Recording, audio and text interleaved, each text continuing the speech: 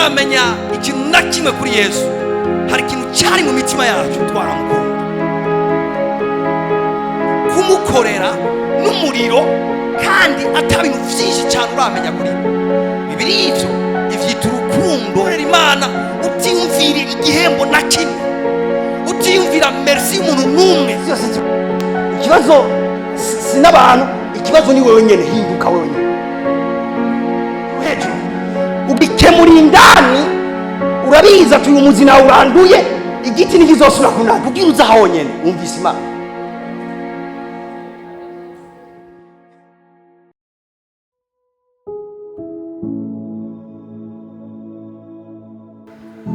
Mvuga akantu ka kabiri kubera umwanya wanje. Umuntu w'ikimazi ni umuntu w'icitegererezo. Iki nari mvuze ngo iki? Icitegererezo.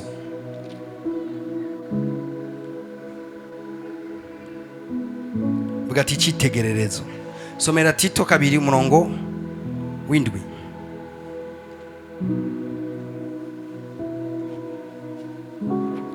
w'indwi. Nawe ubwawe wiyerekane muri byose nk'icitegererezo cy'ibikorwa byiza, ugire ukuri. Vuga ati wiyerekane. Bivuga ngo wewe ubwawe wiyerekane nk'icitegererezo. Mwumva ari Imana ikwerekana? Avuze ati wewe ubigira imigabo, wiyerekane nk'icitegererezo cy'ibikorwa byiza. Wiyerekane nk'icitegererezo cy'ibikorwa byiza. Katubwira ati ni decision ufata, ati wewe no munsi ngo minangure kwiyerekana. Sinabibi kwiyerekana uri kurakora ibikorwa byiza. Havuze ngo utangure kwiyerekana nk'icitegererezo cy'ibikorwa byiza. Mwene majambo, mu masengesho yawe ubigire priorite, mu bikorwa byawe ubigire priorite. Wiyerekane nk'icitegererezo cy'ibikorwa byiza. Oh, praise the Lord. Hallelujah. Somera undi murongo umwe, 1 Timothée 4:12. Ntihakagire ukugayira ubusore, ari kubere abizera icitegererezo mu byo uvuga no mu ngeso zawe no mu rukundo no mu kwizera. Basore muri hano, ntihagire umuntu abagayira ubusore bwanyu. Bamama muri ngana, ntihagire umuntu abagayira ubumama bwanyu. Bagabo muri ngana, ntihagire umuntu abagayira ubugabo bwanyu. Bivuze ngo atahubwo mubere icitegererezo. Icitegererezo bisigwa reference. Icitegererezo niyo anavuga ati ugomba kumenya umuntu mwiza, genda uvyigire kuri naka. Ugomba kumenya umuntu agira ubuntu, birabire kuri naka. Bibiliya yivuze ngo ntihagire umuntu akugayira ubusore, ahubwo ube icitegererezo muki mu ngeso nziza. Vuga ati icitegererezo mu ngeso nziza. Ningaruka kugira ati ubikorereko bijyanye n'ingeso zawe, ubikorereko ubicitegererezo mu ngeso nziza. Kazebaya vuga ati ndakijijwe. Buri Imana rero mugakiza, kimwe mu bintu Imana twitezeko nuko bicitegererezo cy'abadakijijwe. Mwebwe ndabaretse. Haleluya. Icyo Imana yiteze kuri wewe nuko bicitegererezo cy'abadakijijwe. Ibi mwene majambo ubigira umugambi mba mu muryango w'abantu badakijijwe, canke fisa abagenzi badakijijwe, negerezwa kubabera icitegererezo. Bisigura iki? Bisigura ngo negerezwa kubazana ahantu bipfuze kumera ukomeze. Haleluya. Kazetalabaya. Reka subira inyuma gatonye muri kahise k'ishengero. Buri Imana ku bantu niko navuga intayi za kera cyane. Muri kahise k'ishengero kera umuntu akijijwe akavuga ati naka yakijijwe. Ubwa mbere ni ryabisiri, ntibyashoboka ko wakijijwe bibisiri. Isiri mu bice aricyo. Ntibyashoboka ko ribibanga wakijijwe. Oya, ubu ndabona abantu batinya no gutwara Bibiliya. Ubu rero teknolojia yarabyoroheje, ashashira ka Bibiliya ngaha. Rero abantu bose bafite telefone, ibamwe Bibiliya itabamwe Bibiliya nakazi kayo. Mugabo nta muntu numwe azi kwiriyo. Ora aka kantu karatwivye ikintu bantu b'Imana. Ukijijwe kera wacu ujya mu isoko ukagura Bibiliya nk'iyi. Hama ugiye gusenga misi yose wayifata gutya hama ukaja gusenga. Vyari bigoye ko abajene mwahorana kwigara uwo banyegeza ko wakijijwe. Vyari bigoye ko hari umuntu gusa kubonye ufise Bibiliya cyakubaza ati nawe bwa undi ufise Bibiliya. Vyari bigoye gukorana amanyanga iyi Bibiliya. Ngo rero ubu rero byaroroshe iyo bayifise mu telefone akaba ari karanandikamo n'ibindi bintu bitameze neza mu telefone. Kandi Bibiliya ngaho nyine mu telefone. Kubera iki? Nafise yagakiza nano umuzi bakijijwe ati henze umunsi umwe asange aracishije mu Yesu ashimwe. Buri mana arimo avuga ati reka pasa nje kugura Bibiliya bigukundiye ahubwo yigure. Bizogufasha gutemwa nyicuri, bizogufasha gushinga intaye icuri, bizogufasha gushinga intaye ico wabaye ukijijwe. Hariho basakarabaye ndavyibuka ico gihe bari mana bavuze ngo uyu yakijijwe, wamenga ushizwe kw'ikimenyetso, wamenga urakuwe mu bandi neza neza bijya birivuga. Urabona ihagarishizwe haruhande vyari clair kukuwe mu bandi ubaye undi muntu. Hari ibintu batasubira kukwitegako. Bavuze umuntu avuze ati ndangaje abakozi agatombora akaronkamo umuntu akijijwe, yacamo aposte y'ahantu babika amafaranga. Kubera iki yabaza ati aba nabizigirwa niyokora kwifaranga. Ariko ndabaza uno musi niko biri, uno musi ko biri. Ahubwo avuga ati narahuye n'umuntu we bambwira ngo hagukoresha umukizwa nyofuma nkoresha umumizirima. Muri ayo majambo nyene ndavuga ni twarakorotse kabisa. Urazi none ikintu cyabaye bigenda birabatiriwe polepole, bibadiriwe polepole. Iki kintu cyo kubikimazi kiratakara mu bantu. Gushika umuntu avuga ati gukizwa mindu eglise ngiye muri ya eglise hama nzobandanya bayo ya style dovi nyene narimbayeho ataguhinduka. Cyo gituma namamvuga ati musi Yesu yaje hari abantu bazotangara kweli. Ubona wokizwa ugakizwa neza niho utomboye. Praise God. Hariho akubwira ati urugo nuko bakizwa hari ibintu utitega muri urwo rugo. Havuga ati umujene arakijijwe hari imvugo utokwitega muri uwo mujene. Vuga ati umuntu arakijijwe mugabo no munsi uwe screw uragura n'amafaranga umuntu nakwishura akakubwira ngo namahoro menshi. Namahoro menshi kurajya amafaranga y'abandi. Gizi kwa integrity yagiye mu ishengero ry'Imana. Integrity yagiye mu ishengero ry'Imana. Uronde aba escrojanti babandi akureshereza mu ijambo ry'Imana, akudragira mu ijambo ry'Imana, agupositiona, aguhindukiriza mu ngoro y'Imana niho bari. Vuga ati Imana idufashe. Ndabona Imana iyo Bibiliya ivuze ngo Paulo abwiye Filemoni ati ndakubone mu ikimazi mwana wanje Filemoni, ndakubone mu ikimazi. Uragireka amubwira ati Filemoni umbere icitegererezo. Ngamwe abantu bagomba guprova ko natumwe n'Imana bazorabe wowe ubuzima bwawe ngene bwabaye, bazorabe ngene usa, bazocame yako ndi ntumwa. Kandi Imana ishimwe ku bwa Paulo yavuga ngo naho abandi bose batonavuga ko ndi ntumwa atari ko mweho murazi ko ndi ntumwa. Praise God. Hallelujah. Vuga ati ndi icitegererezo. Paulo yandika, Paulo nakantu yasurinya ayibwiye Filemoni, ayibwira Tito, ubu nabibwiye umwana we Timoteyo. Ambwira ati Timoteyo myagi umuntu akugayira ubusore ati ahubwo ubera icitegererezo abizera mu ngeso zawe. Mu ngeso ze bisigura iki? Mu ngene uvuga, ingene ugenda, inyifato yawe ubabera icitegererezo. Buri Imana agakantu ko ndakijijwe simvuga ivyari byo byose ndashaka mu karotruve. Agakantu kandakijijwe sinja hariho hose kagaruke muri bene data. Agakantu ndakijijwe sinikomporta uko ariko kose kaze muri bene data. Hallelujah. Buri Imana ikiri très danger naco muzi nuko iyo ukijijwe bikabinazwi hambwa kuri ibintu bidahisha icyubahiro Imana burya bisigura icyo nyene ntuhesheje icyubahiro Imana. None ukoze iki? Ugayishije Imana, utukishije Imana. icyo bisigura kwitirirwa Imana. Kwitirirwa Imana, kuba umuntu yitirirwa Imana, kuba umuntu yitirirwa Imana. Icyo bisigura ngo ikintu cyose wowe ukoze kijya kwitirirwa Imana, kijya kwitirirwa Imana. Hari abantu bavuga ati kubera ko abantu batakikizwa, niwabimva ngo ikibazo n'abari hanze, ikibazo n'abari mu ishengero. Isi nibona difference y'uwakijijwe n'udakijijwe. Nibabona mbega wowe wakijijwe kumbwira ko ukorera Imana, wewe usumba iki?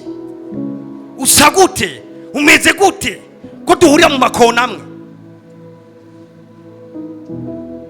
Icyitegererezo iyo bivuze ngo muri umuco w'isi, bano Imana nimava mwimvira igera imyeri seruka hajya, no, bivuze ngo muri umuco w'isi, bivuga ngo muri icyitegererezo cy'isi, muri icyitegererezo cy'isi, muri reference y'ubuzima. Umuntu agomba kumenya ingene ibintu bikorwa, ajya ku bana b'Imana. Vuga ati ndi umunyu w'isi.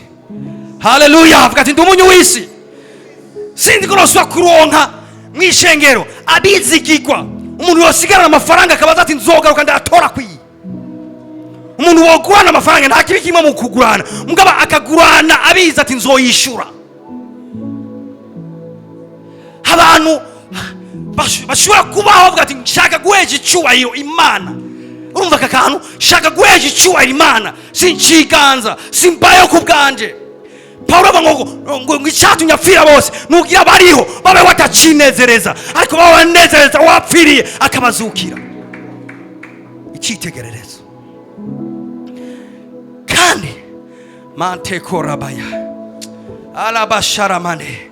Vuga ati ndabicyitegererezo mu byo mvuga, mu byo nkora, mu ngeso zanje zose.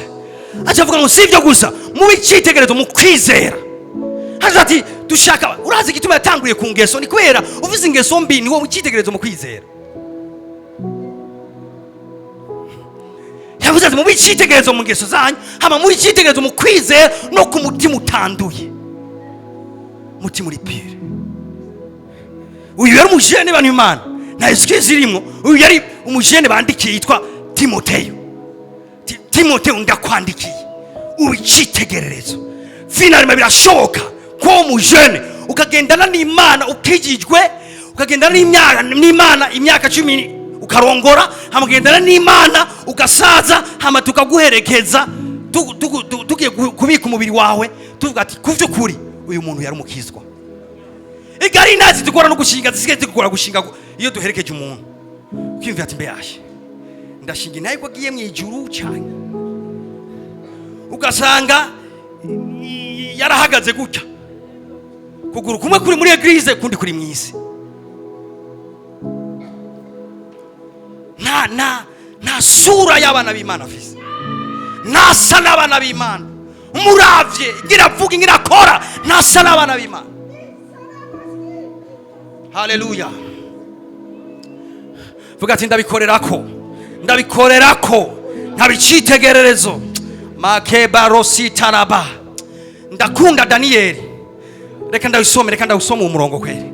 Ndakunda Daniel. So Daniel 6:3-5. Umviriza abantu batwitangiye imbere ngine babanye n'Imana. Ndio utakaza igicapo. Umviriza abantu batwitangiye imbere ngine babanye n'Imana. Maze Daniel abagakomeye kuruta abandi bakuru. Maze Daniel abagakomeye gusumbya abandi bakuru bose. Kuko yarimo ubwenge bw'agahebuza. Nyumviriza ndakwatuye ko kuba umuntu akomeye gusumba abandi bose. Imana nta kibazo ifise kugira umuntu akomeye gusumba abandi bose. Nta kibazo nakimwe ifise, ni navyishaka ku bana bayo. Nubona muri kumwe n'abapagani batanu, Imana ishaka gukomera gusumba abapagani. Kandi mu mpande zose ishaka gukomera kugira ubabere icyitegererezo neza. Mugabo umviriza Imana imaze kumubwira gakomeye ivyabaye. Mbere umwami yiyumvira kumwegurira kuganza igihugu cyose. Ego. Maze baba oya imviriza umuntu abo gakomeye ni umunyamahanga mu gihugu atari kiwabo, gushika umwami yiyumvira ati ndavye umuntu ingena ari excellent, ndavye umuntu ingena munyangeso nziza, ndavye umuntu ingena ameze, numva nditeguye kumuha igihugu n'ahari umunyamahanga.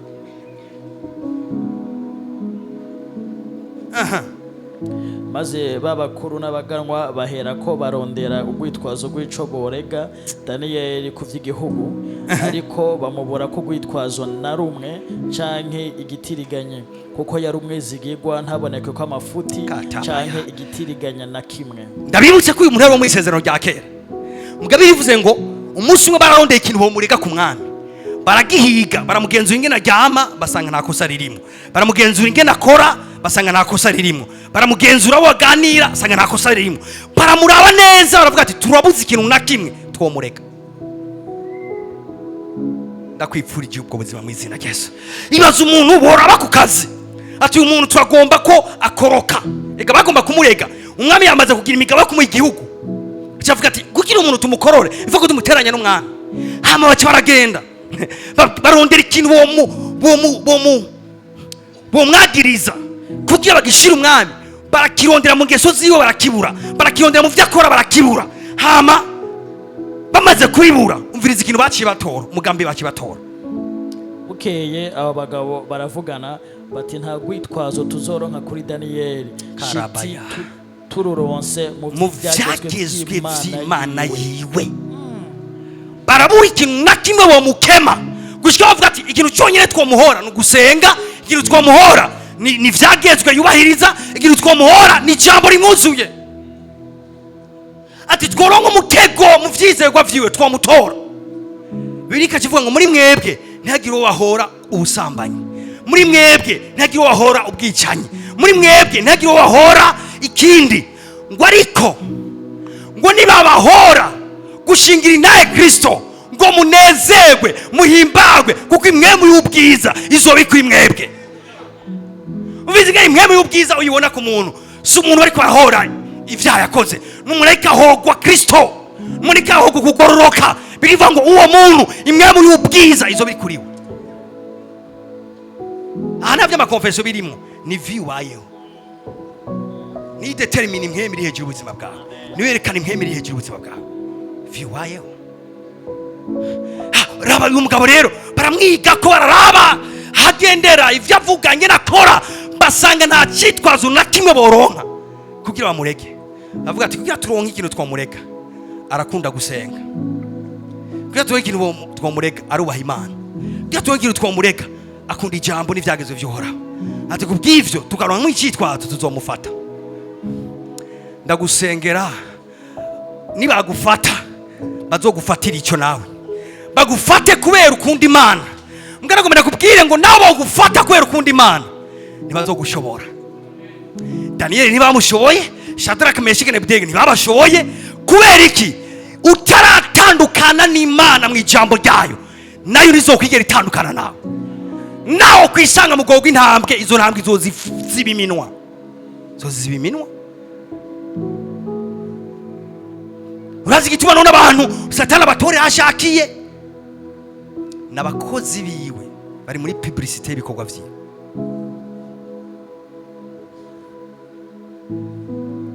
Praise God. Ari kugira icyitegererezo ukwiye kwemera karabashalamande. Birivuga gutya ngo mugire ingeso nziza mu mahanga, ngo no kuvyo bavuga ko nabi nk'inkozi zibibi, ingeso zanyu nziza zizotume ngo igihe bagendewe n'umwami bahimbaza Imana ku bwanyu. Mugire ingeso nziza mu mahanga, aho muca, aho mwiga, aho mukora, mugire ingeso nziza mu mahanga kugira ngo nivyo bavuga ko nabi nk'inkozi zibibi, ingeso nziza zanyu zizotume bahimbaza Imana umunsi Imana bagendeye. Ingeso nziza mu mahanga. Ibi rero birasaba kwemera guhinduka. Kugira ushobora kuba icyitegererezo biragusaba kwemera uhinduka. Hari ibintu, hari ingeso wemera kubamba ku musaraba, hari ingeso wemera gutura, hari ibintu kazetarabaya bari marije. Nasanze ibi bintu by'ubuzima bwa Kristo biroroshe. Urabona Yesu igihe yatuzamwo niyaje ngo ducika abana b'Imana gusa, yaje kubana natwe, yaje kubana natwe kugira ngo agenda kuneshereza intambara zose. Umuntu atarahinduka, umuntu atarahamagara Yesu ngo amuhindure. Mwene munyumvise, umuntu atarahinduka, umuntu ataremera intege nke ziwe, hamaje imbere y'Imana ati Mana mfise intege nke, izi ntege nke ndazifise, mbabarira hama mpindura. Ni woshura kwihindura Yesu ataguhinduye. Haleluya. wibaza ko wowe ushobora gutsinda iryo shavu? Impossible. Wibaza ko wowe ushobora gutsinda iyo mvugo mbi? Impossible. Wibaza ko wowe ushobora kumugwa neza gutyo? Impossible. Keze gusa Yesu yentervenye muri icyo gikorwa. Very simple. Ubuzima bw'Kristo buroroshe, si wawutanguje. Igihe Yesu yaje kukuwamubwira cyane, nawe agenda guhingura uko ashaka, agenda gukora uko ashaka ku munsi ku munsi. Mumva bitoroshe ga yemwe? Biroroshe kweli? Ikibazo rero dufite ikibazo cy'abakizwa biba bikabaryohera kwiba. Umva ntiyosenga ngo ahinduke. Arasambana yarabihisemwe biraryoshye. Umva rero ntarashikana abone ko icyo cyaha kigiye kumwica. Biriva ngo ingero y'icyaha n'urupfu. Umva ni ikintu kimunezereye, ntashaka n'ugikorako, ntashaka no kubagitonekako. Umva rero kumubwira ngo genda imbere y'Imana usabe Imana ikiguhindurire ntibishoboka. Asesa gafu ni ibintu bimuryohera, ni ibintu yahisemo. Vuga ati ndanga icyaha, cyane uti ndanga icyaha. Vuga ati ndanga icyaha, vuga ati ndanga icyaha, cyane uti ndanga icyaha.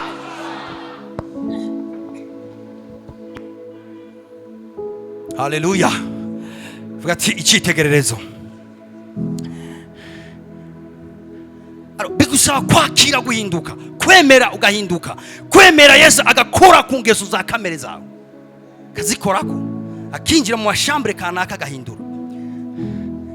Kandi rero ikiryoshye, ibi bintu twirirwa turasengera, namwe wo kwemera Yesu akaguhindura, uzobironka nk'inyongera. Ndakubwije ukuri, ibi bintu twirirwa ko dusengera, namwe wo kwemera Imana ikagutransforma.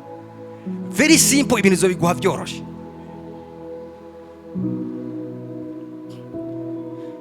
Ndababaze, aka kantu gakogwa muki? Mu misenyi. Nare batari babizi. Ntaje ndafise umusenyi ngaha kandi karangirizeko. C'est vrai, uyu ndabona woroshe cyane. Mugaka kanaka. Uyu musenyi umubona ni wavuye mu kijya kiyo mubona haje. Batari babizi niko bimeze. Ibi biyo biva mu musenyi. Amen. Hari abandi bazi ubwo bumenyi bagufise ntajewe muduze ibiganza turana. Abantu bazi ko ibi bimwe biva mu musenyi. Okay, sawa. Umva ko ntari jenyene. Mwibaze uyu musenyi isa tuvugana. Hajya hanze mwaje muri ukandagira. Samedi wamye kuri plage yo kurokandagira. Mugabo uwo musenyi woronka umuntu awutoranya. Hama ka utransforma. Wova mu kijya kintu mubona hajya. Uyu musenyi naho mubona gutya urafise ubwiza gusa ukeneye transformation. Hari kumeze, hari ibintu vyiza cyane byo uvamo. Barashobora kuba kidekuvura n'ibindi bintu biva mu musenyi gutya vyiza. Mugabo umusenyi ukiri umusenyi ni ikintu gisanzwe gose, abantu bagenda barakandagira, bacako bagakandagira, imodoka zicako zigakandagira. Mugabo umunsi umwe hari umuntu yagize ubwenge aratora umusenyi hama agira formule kanaka awukura mu kijya kiyo mubona haje. Umusenyi utigeze uhinduka uracyari umusenyi bakandagira kwibarabara. Umusenyi wahindutse usigaye wa mu ngoro y'Imana, ubahera. Umusenyi wahinduwe wayi transforme ugacugwamo ikintu cy'agaciro barawuzanye. Ngo uri mu nzu y'Imana ni wowe namenya ikintu ni cyari migishasha cy'umusenyi. Ni wowe namenya ko kigeze ko umusenyi kajya kana. Mugabo urazi ikintu cyakagize gutya karemeye. Umusenyi barawutransforma uratewe urava mu kintu mubona ngaha. Kugira uze wonyene uhagarare ngaha, urongo urusha ko guhagarara ngaha bigusaba audience. Kugira ukavugire kubu bigusaba audience. Ngaharaciye imisi mikenya wabikandagirako gutya. Agaciro ubu gafise hajya n'umuntu yogakora kwajya twokora nako. Mugabo n'umusenyi wabaye transforme cyari ikintu kitagira agaciro, hama umuntu kanaka aragiye agaciro. Abantu bagaciro n'abantu bemeye guhinduka bagapfa ku ngeso zabo za kera, bagapfa ku kameremere kabo, bakabwira umwami Yesu bakamusipuriya, change me, nyigisha gusenga, nyigisha kurimbura ijambo ry'Imana, nyigisha kugukorera, nyigisha kujyana nawe hose. Imana igendera gutransforma, ikakwigisha kuyikorera, ikakwigisha gusenga, ikakwigisha gukunda ijambo ry'Imana, ikakwigisha ikagendera sora ibintu kanaka mu mutima wawe. Ukwikugira gutyo bugira kiraguhindura vuba vuba. Uzobura umuntu ari precious cyane mu maso y'abantu no mu maso yayo. Umuntu w'agaciro, umuntu w'ikimazi, umuntu w'ikimazi, umuntu w'ikimazi.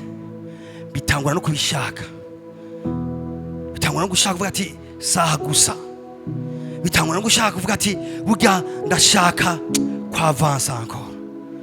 Haleluya, haleluya.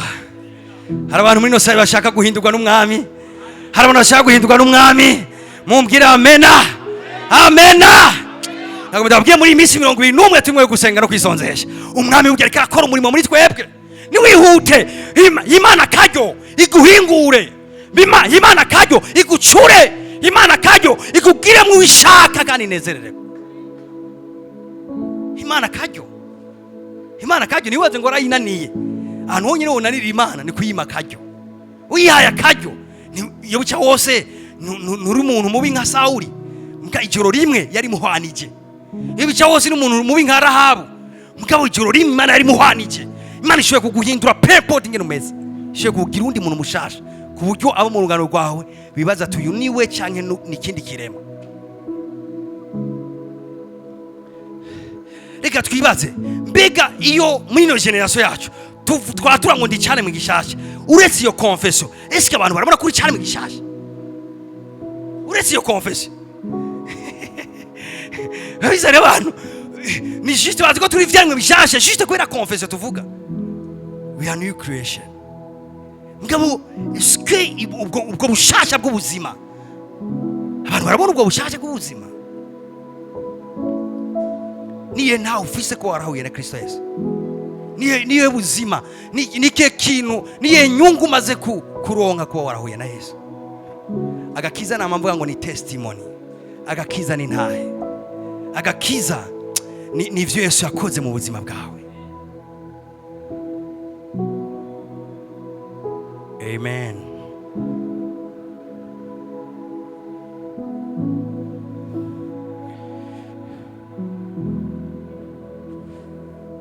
Somera umurongo umwe cy'indangiza, 1 Pierre 2:11.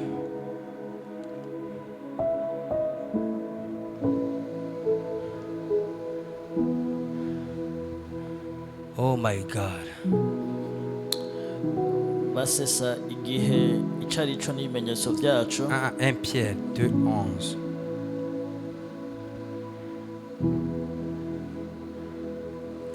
Abo nkunda ndabinginga ko muri nyambukira n'ingenzi mwirinde ivyifuzo by'umubiri bigwa. Vuga ati ndinjamukira, vuga ati ndinyamukira. Cyo kirundi kivuga gute? Inyambukira. Vuga ati ndinyambukira, inyambukira. Vuga ati ndinyambukira, vuga ati ndinyambukira n'ingenzi. Ariko muramuvyimvira ibi bintu, ariko muramufata umwanya kwiyumvira bino bintu. Uri nyambukira ni iki? Uraje bisigura inyambukira, uraje bisigura ingenzi. Bisabe ko kubwira ati ubya hano utuye hajya muri karite kanaka si wanyu. Uri nyambukira n'ingenzi, uri ingenzi muri inosi. Oya, ifa kutuza ukavyumvirako. Abo nkunda ko muri nyambukira n'ingenzi. Burya kuri irya shuri bava yumvira ngo uri wahajya. Abo nkunda ko muri nyambukira n'ingenzi. Hajya muri famiye ntuwava wikonsidera nk'abandi bose. Abo nkunda ko muri nyambukira n'ingenzi. Nitwa turagenda mu ibarabara, enda babwire turabanyamahanga neza neza. Erega bavuze ngo muri ingenzi, muri abantu bari bararengana. Ingenzi muramaze kubona nk'abajye abantu bakunda abaturiste. niko babita. Ashobora kuza hano ukabona yibereye mu marusheje ibintu kanaka afite mission ahejeje arisubira inyuma. Biri ariko avuga ngo ikomporte kujya abo nkunda ko muri nyambukira n'ingenzi. Vuga ati ndi ingenzi. Ashotarabaya. Sinzi kwa kantu ko suwa kaza mu mutwe wawe uri ingenzi muri ino si vraiment. Turi ingenzi gose hano muri ino si. Hano si wacu. Ivyiviro vyacu nubisimbataze hano. Ntiturabo ngaha. Iwacu si ngaha. Biriva ngo iwacu ni mwijuru. Hano twiteze umucunguzi wacu. Iwacu ni mwijuru. Ko muri njyamukira n'ingenzi. Ko mutaraba hano. Kubwiyomvo rero. Mwirinde ivyipfuzo vy'umubiri. Birwanya ubugingo. Mwirinde bajya bakobwa ati ivyipfuzo vy'umubiri ni vyabo ngaha. Mwebwe ko muri njyamukira n'ingenzi. Mwirinde ivyipfuzo vy'umubiri ngo bigwanya ubugingo budashira buri muri mwebwe. Bigwanya ubugingo buri muri mwebwe. Bigwanya gakiza kari muri mwebwe. Bigwanya mwemu yare muri mwebwe. Mwirinde ivyipfuzo vy'umubiri. Bigwanya ubugingo. Mugire ingeso nziza mu mahanga. Mugire ingeso nziza mu mahanga. Umvize bari muri bavuze ngo mugire ingeso nziza handi. Azo mugire ingeso nziza mu mahanga. Mwariko gwe ati mu gihugu burya uri mu mahanga. Turi rindi hanga rikoranye ngaha. Iyo tuvuze ngo birivuze ngo muri rindi hanga cyangwa mu bwoko bushasha. Muri bana nimwiyumvire gusa muri sansi imwe kanaka. Mwiyumvire muri sansi ko turi ingenzi hano kuri nose. Ndagi muratsimbatara nkangu kwazohora imyaka yose. Hari umuntu ubona ko umutima wiwe wose ufatanye ibintu byo ngaha. Ingenzi gumana ivyimviro vy'iwabo. Oya sindabivuga neza. Buri mana uri ingenzi ukaza mu gihugu ukaje wikomporta nk'abantu bo ngaho watakaje wewe iwanyu. Kakubwira ati wikuzi ko atari wanyu nzambaye uvuga ugataha. Uwemo ujyame mwijoro ukumuye ati ndi ingenzi ugifirimbi yovuga tugasubira iwacu. No ndiko ndabafasha. Ibyo ukora byose ubikurana ikicimviro ndi ingenzi hano muri nose. Ndi ingenzi hano. Vuga ati ndi ingenzi. Cyane uti ndi ingenzi. Cyane uti gose uti ndi ingenzi. Bwira mugenzi ati ujya turi ingenzi. Turi ingenzi. Kuri ingenzi wirinde ivyipfuzo vy'umubiri bigwanya ubugingo. Bari mana mbe mwarumaritse ko bavuga ngo biragwanya ubugingo. Ivyipfuzo vy'umubiri biragwanya ubugingo. Ubugingo bavuga ngaha ni ubugingo twakiriye muri Kristo Yesu. Birabugwanya ivyipfuzo vy'umubiri. Mwindi ivyipfuzo vy'umubiri kuko bigwanya ubugingo. Hanyuma ngo mugire ingeso nziza mu mahanga. Muvuge nk'abanyamahanga nyene. Mukore nk'abanyamahanga nyene. Reka ndabivuge neza. Muvuge nk'abijuru. Mukore nk'abijuru. Mugende nk'abijuru. Mugumize ivyumviro mu ijuru. Yaki umuntu abadeconnecte ni wacu. Ndiko ndabagarukana iwacu bantu Imana. Ndiko ndabagarukana iwacu. Reka umuntu ashobora nyene ukabona ko yatakaye mu vyisi nyene vyisi yabigiyemo gose. Yabigiyemo agomba gutsimbatara ngaha, agomba kuba vyose vyo ngaha. Yaratakaje na sanse yiwabo. Kabona ko umuntu nakikibuka mu bintu anezerererwa. Yonezerwa ko yubatse inzu, mugana kinezerererwa ko azotaha mu ijuru. Yonezerwa ko yorose imodoka, mugana kinezererwa ko iwawe ari mu ijuru. Tuzozunguruka mu ijuru. Hallelujah.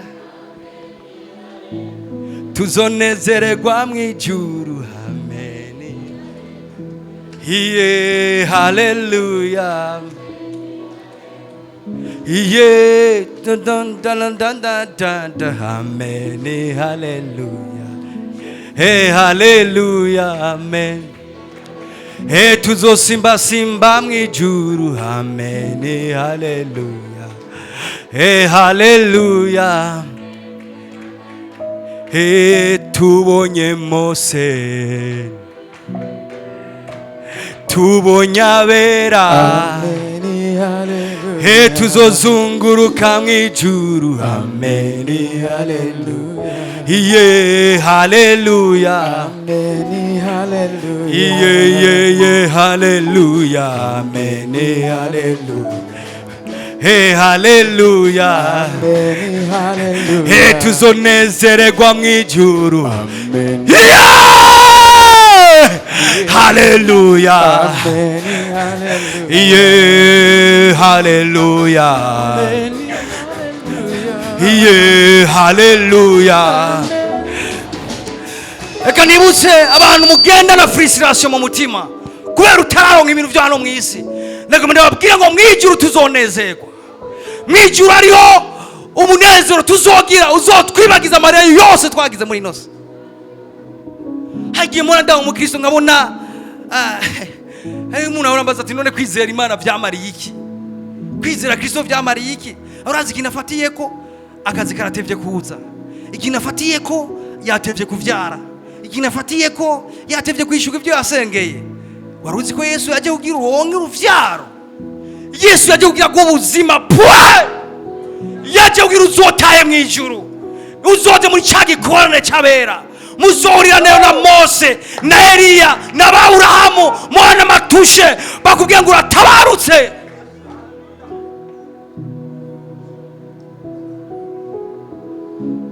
Agakiza kari presiye cyane. Twobigarukana kuri amabaze ibintu byo ngaha mu isi, twaba dusumba igiki ababifise bataciye mu nzira nziza, twaba dusumba igiki agakiza ukisa amafaranga. Ndiko ndava kugerege umuntu yimvira ko amafaranga ndayanga ndanayakunda wanashima, nitwa no gukorana gutya hatakoze amafaranga. Mbwa amafaranga asaga kiza, amafaranga asaga kiza, amafaranga niyo guhatira kujya mu ijuru, amafaranga nta kimwe kimwe kumariya uvyeka agakiza. Only Jesus, only Jesus. Utarayaronka, rejoice in the Lord. Utumufasha ataraza, rejoice. Nawe kwiza imyaka 50, rejoice. Uzorangiza neza, uzorangiza neza, uzotaha mu ijuru. Iyo bica hose mu ijuru nta numwe azobayicanye n'umugore wiwe. Ibi byo kurongora no kugira kibizohera nganya. Rejoice. Ndetangazwa n'abana b'Imana ubona bari frustre. Yara depoje hano araronka akazi yari frustre. Ijuru gomburi umugabane ushira, ugomba ugereranye n'umugabane. Narengeje amasaha, babarira. Haguruka mwaryohewe, komera amashyi Mwami Yesu.